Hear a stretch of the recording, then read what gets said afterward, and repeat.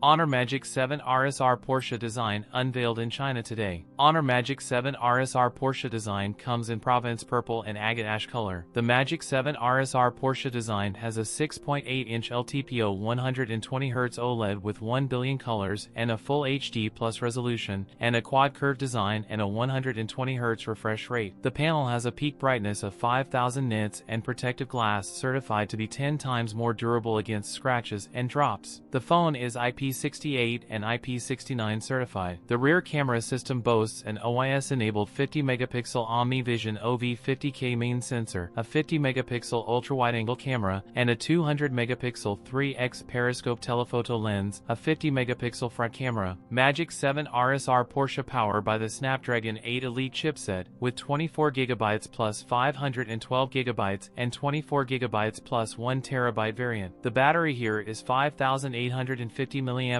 and support for 100W wired and 80W wireless fast charging. There are two prices, 7,999 Chinese yuan and 8,999 Chinese yuan. That's it for today's video. If you enjoyed it, don't forget to like, comment, and subscribe for more content. Thanks for watching, and I'll see you in the next one.